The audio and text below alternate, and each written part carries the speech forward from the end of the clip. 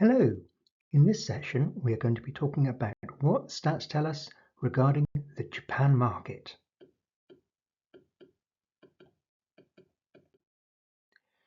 We will cover the volume, value, and trip characteristics of those traveling from Japan.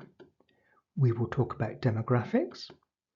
We will cover economics, the importance of connectivity, and we will round things off by talking about the motivations and preferences of those who travel from Japan. In this section, we'll look at the volume, the value, and trip characteristics of outbound travel from Japan. We'll begin with a half-century time trend. This is the number of outbound trips from Japan all the way back to 1973. So what do we learn? Well, we can see that the decade from around about 1984 to 1994 saw a real explosion in outbound travel from Japan. Subsequent to that, trends have been rather more volatile. And then, of course, we can see the decline during the pandemic and recovery thereafter. But what we can also spot is that in 2024, the volume of outbound travel from Japan had certainly not recovered to where it was in 2019. But if we look back at that 2019 peak, what we can at least take comfort from is the fact that there'd been 2 or 3 years of growth in outbound travel from Japan. Let's look at outbound expenditure by those travelling from Japan. This is data from the UNWTO and it's in billions of US dollars, covering the period from 1995 through to last year. So once again, what we see is that there'd been something of a downward trend in the first couple of decades of this century, but just as we saw from volume, in the 2 or 3 years immediately prior to the pandemic, there was a slight upward trend. Once again, however, we do spot that in 2023 and 2024, the amount that the Japanese were spending on foreign travel had certainly not recovered to where it was a few years earlier. Now, 2 decades ago, Japan was the world's 4th most valuable source market, but it's no longer in the top 10 according to UNWTO, with spending at less than half that which is currently being generated by outbound travel from those who live in India.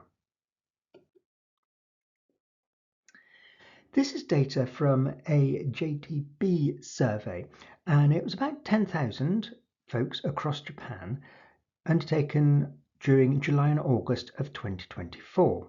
And what this chart is looking at is the propensity of those who are surveyed to visit different places around the world. And what we can see is that Europe certainly comes top of this chart. However, of course, Europe is lots of different countries. Not far below Europe, though, we see Korea, then Southeast Asia, Taiwan, Hawaii, and then quite a big drop down to mainland China and then continental United States. So I guess what this is telling us is that whilst Europe is clearly a popular outbound destination, there are many other places that those in Japan can visit, many of which are within Asia itself. Now we can take a more granular look at travel to Europe in 2024. The bulk of this data is taken from Eurostat, although with the data for Great Britain taken from Visibritain. What do we learn? Well, we see that Italy is the most common destination for those travelling from Japan last year to Europe, with around about 600,000 visits, ahead of Spain, France, Germany, and then Great Britain. Bit of a dip then we see down to Switzerland, Austria, Turkey, but the Japanese certainly visiting very many places across Europe, but certainly it's those traditional destinations such as Italy and France that tend to be the most popular. We can use Eurostat data to say, well, what's happened to the number of bed nights in all forms of paid accommodation for those travelling from Japan between 2024 going back to 2019.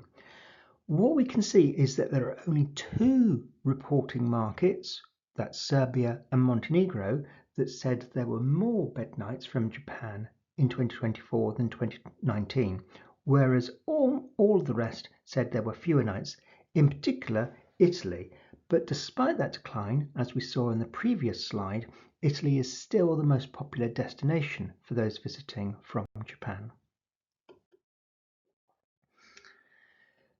Let's look at the seasonality of outbound travel from Japan, and here I'm using JNTO data. The red bars, those are for 2024, and the blue bars, those are each month in the current year through to August. So we can see that August is a particularly popular month for outbound travel from Japan, but also that March is quite a popular month. It's not the most seasonal market though. There are many others that are slightly more skewed towards the summer months. One other thing though we can draw from this chart is that outbound travel increased at an annual rate of 14% across the first 8 months of this year. So hopefully once those earlier charts that we saw for outbound spending and outbound volume are able to represent 2025, we will be heading much closer back to where we were pre-pandemic. Now, Tourism Economics regularly produce forecasts for the European Travel Commission, and these are their latest set for the estimated number of visits to Europe from Japan. And the left-hand bar, that's the figure back in 2019, so around about 5.1 million. Then we see for last year 3.1 million, and then the forecast for 2029. Encouragingly, Tourism Economics are forecasting that by the end of this decade, we'll be looking at around about 6.3 million annual visits from Japan to Europe. So that's encouraging, but nonetheless, we have to recognise that growth from about 5.1 to 6.3 across the whole course of a decade is relatively modest compared to many other source markets. Going back to the JTB survey of travellers from Japan in the summer of 2024, what was their average outbound trip duration? Well, the most common duration was 3 nights, the tall bar over on the left hand side. But what we can see is that 7 nights has a little peak, so that traditional week-long break, but also a hefty proportion right over on the right hand side of this chart whose trips were lasting for 10 plus nights. Here I'm looking at data from Visit Britain, and this is allowing us to understand, well, what are the typical travel group makeup of those visiting Britain, in this case from Japan. And what we can see is that 52% said that they were travelling on their own. Then we've got 16% saying that we're travelling with a spouse or partner, and the third biggest bar down towards the bottom, 10% saying they were travelling with a business colleague. And if we compare Japan with all of the other markets, what we find is that those visiting from Japan are far, far more likely to be visiting on their own and much less likely to be visiting with their spouse. In this section, we're going to take a look at the demographics of Japan. We'll begin with a chart based on United Nations data showing the estimated and projected population of Japan from the start of this century through to 2050. And we can see that after a period of relative stability, the line on this chart gradually drifts downwards. And if these projections are correct, they suggest that the population of Japan could decline by around about 18 million over the next quarter of a century. So a really substantial reduction in the number of people who call Japan home. Let's look at the population of Japan by age group in 2025. And all of the age cohorts are certainly represented here. But what we can spot is that well over half of this pie chart is represented by those who are aged 45 or older. And indeed, we've got 18% in each of the two oldest categories of 60 to 74 and 75 plus.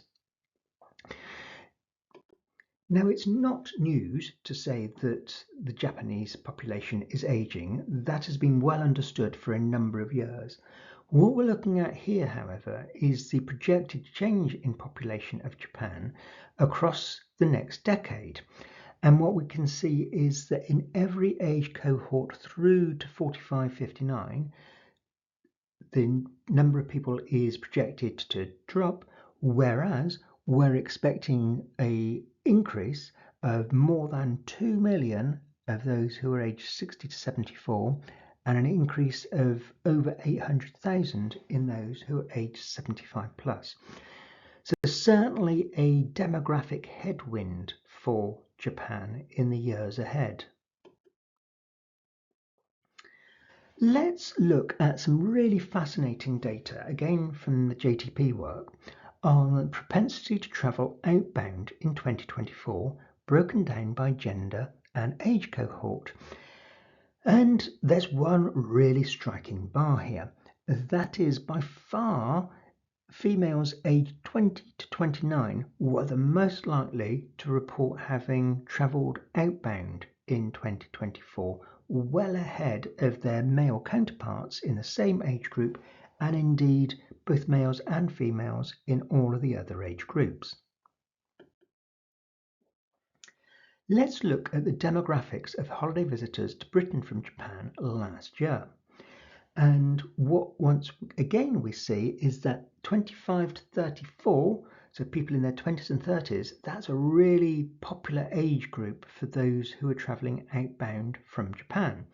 But remember, what we have seen recently in these charts is that that is a cohort which is likely to be diminishing in overall size over the next decade or so. What this chart also says, though, is that across many of the age cohorts, again, it tends to be more females than males who were visiting Britain for a holiday last year. Let's talk briefly about the Japanese diaspora in Europe. And what we can say is there are an estimated 90,000 Japanese who permanently reside in Europe, with the UK, Germany and France accounting for 2/3 of the overall total. But that's a relatively small overall tally compared with many other Asian and non-Asian markets for residents living in Europe. In this section, we're going to talk about economics. We'll begin by looking at GDP per capita in Japan. And the units here are what are called international dollars, and that allows us to compare one country with another more readily. And it's also in what are called constant prices. That means it's been adjusted for inflation. It's data from the IMF, and it covers the period from 1980 all the way through to projections up to 2030. So the good news is that by and large, across this 50 years, we see those in Japan are typically getting better off one year after the other. Certainly there have been a few dips along the way, but broadly this line is on an upward trend. This of course is just giving us an average, but there is absolutely a top-end luxury market in Japan for outbound travel, because Knight Frank estimate there to have been 122,119 Japanese citizens with wealth exceeding $10 million last year. However, the importance on the global stage of the Japanese economy has been changing. So again, this is a chart that looks at the long term all the way back to 1980 through to 2030 from the IMF data. And we can see that during the 1980s, Japan was growing its share of global GDP. But since the start of the 1990s, this curve has been gradually heading down. And it's likely that Japan will account for around about 3% of the global economy by the end of this decade, whereas back in the early 1990s, it was around about 9%. Let's look at whether or not the Japanese economy is growing. So again, data from the IMF. Last couple of years of estimates, then the forecast for this year and also for next year. Now, if you're looking at a chart that is showing GDP growth and the upright axis is shown in splits of 0.2 percentage points, you can be fairly sure that we're looking at mediocre growth. So 1.3% growth back in 2023, which was largely down to rebound from COVID era close downs. But then last year, this year, and next year, if these projections are right, we're looking at economic growth in Japan of around about 0.5 percentage point a year, so extremely modest. One of the other challenges that Japan faces at the present time, and it's absolutely fair to say that this is a challenge faced by many other Western governments and Western economies, is the government net debt as a percentage of GDP. So what again we see is that it was climbing for much of the period. It is now thought to be stable, around about 120, maybe heading towards 140% of GDP. But nonetheless, that is a concern, especially when we consider the continued aging and likely drain on public spending in terms of pensions in Japan over the coming years. So how confident are consumers in Japan? Here we're looking at OECD data for the consumer confidence score, and it's data all the way back to 1990. This tells us that, well, the Japanese have periods of being quite upbeat, but also periods of being rather more circumspect. Over towards the right-hand side of the chart, we can see that real dip during the pandemic, then a bit of a recovery, but falling again during 2022 due to the Ukraine-Russia war. But perhaps encouragingly, because this takes us through to August of 2025, the far right-hand side of the chart, we can see confidence starting to pick up a little bit. An important determinant of travel, and indeed how much people spend once they've reached a destination, is the exchange rate. So what we're looking at here is the cost of buying a euro for those visiting from Japan. And what we can see is in the 2008 through to about 2010 period, it had fallen substantially. So coming to Europe was getting cheaper. But then from about 2013 onwards, we see this curve is broadly speaking heading upwards. That means it's getting more expensive for those visiting from Japan to buy a euro. And we can certainly see through to September of 2025, which is the last data point on this chart, it was getting particularly expensive for those visiting from Japan. In this section, we're going to talk about connectivity. We'll begin with a chart that looks at global pairs of international seat capacity in September of 2025 that feature Japan. And we see that Japan-Korea, Japan to from China, and Japan to from Chinese Taipei were the three leading groups that feature Japan. Now, in a global standing, they were 6th, 10th, and 17th, respectively. So this is telling us that seat capacity from Japan is predominantly to other destinations within Asia. And we can also see that across those global top 20 country pairings, there's nothing that includes a Japan to Europe link. Let's look at data from Eurocontrol on the number of daily flights to Europe from Japan. 2019, over on the left-hand side, 78 flights a day. Then in 2023, 47. By last year, it had improved somewhat to 58. But it's always useful to benchmark a statistic. So 58 flights a day from Japan to Europe last year. By contrast, on a typical day last year, there were 1,088 flights between the USA and Europe. So we really get a sense of the scale of the access from Japan to Europe compared with the USA. Now, of course, the USA is both geographically much larger and has around about 3 times the population, so you wouldn't expect equilibrium, but nonetheless, this is, I think, an important insight. One of the really big headwinds for attracting visitors to Europe from Japan at the present time is that carriers are avoiding Russian airspace. So this chart, based on OAG data, is showing us the additional number of minutes it is taking to fly from Japan to various European airports due to avoidance of Russian airspace.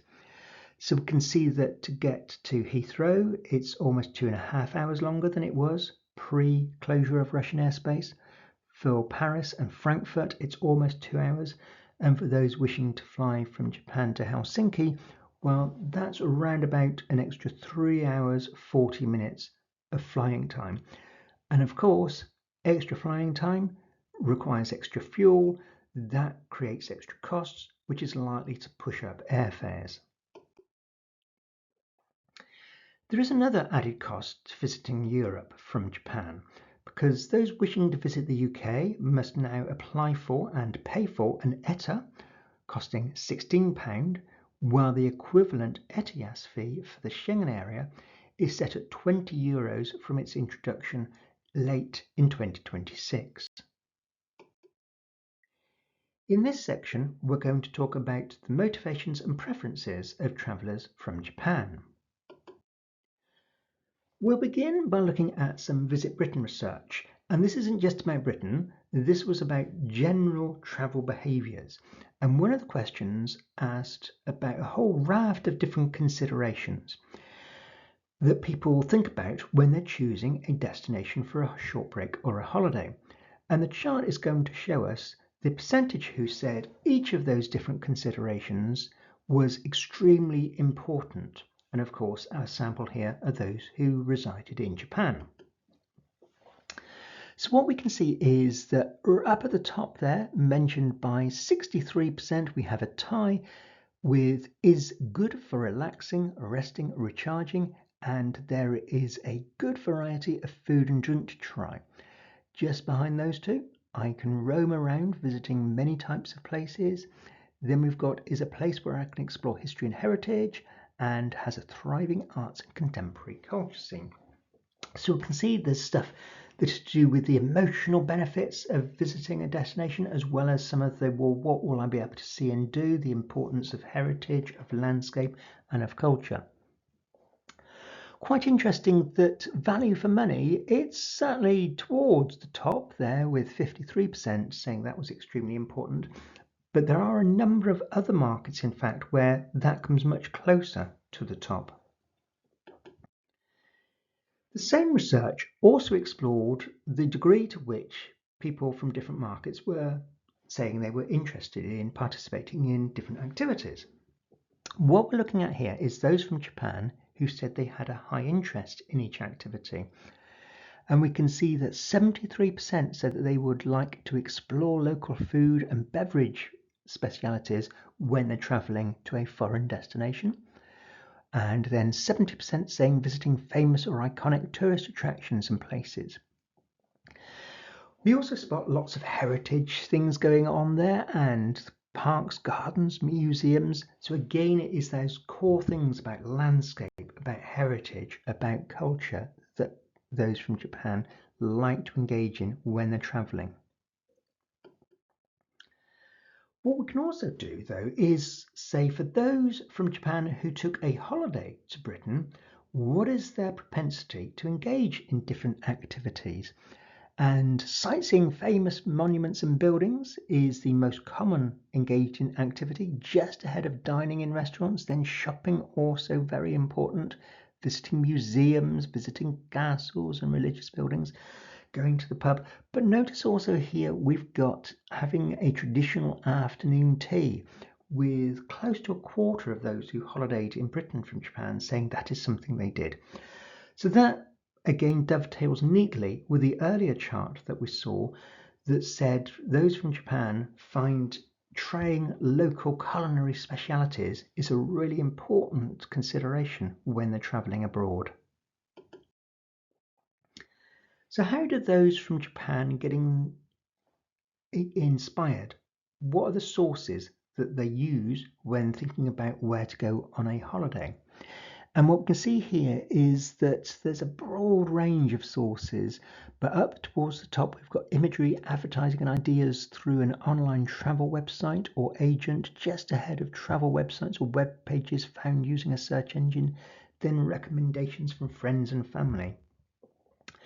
We can see that social media is up towards the top of this chart, but it's certainly not at the top of this chart. And what we have got in fourth place, books, newspapers and magazines with 31%.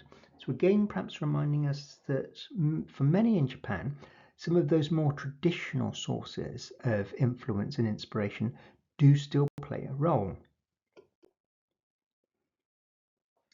Let's look at the typical number of monthly active users of different social media platforms in Japan. So there are quite a few familiar platforms mentioned here, but of course over on the far left-hand side, Line is not one that we would find in the West. That's very much a Japanese platform. So again, this is reminding us that for those marketing to those in Japan, some of the sources that we might instantly turn to are perhaps not those that are used most heavily by those visiting from Japan. So how do those from Japan book different elements of their most recent trip? Well, we can see the most common answer to this question with 38% was I booked some but not all elements together. Then we've got a tie in second spot with each of 27% saying I booked all key elements of the trip as one single package, and also I booked everything separately, but definitely telling us that packages are certainly an important element for many who travel outbound from Japan. The same study also asked those who said they had booked a package, well, how did you actually do that? What we're learning here is that just more than a quarter said it was through an online-only travel agent or tour operator that offers a wide range of travel deals. Then we've got 22% who said it was an online marketplace, but 1 in 5, 20% said a travel agent who offers advice support through personal interactions such as high street or shops. So once again, yes, the Japanese are absolutely engaging with current forms of booking travel, but there is definitely still a segment there that is using more traditional sources of getting inspired but also booking. So that brings us to an end of this session on Japan, but just a little reminder that the ETOA Insight Hub is your go-to place for lots of reports with little brief summaries telling you what you will find if you dig into those reports. So, the end of this session. Thank you very much.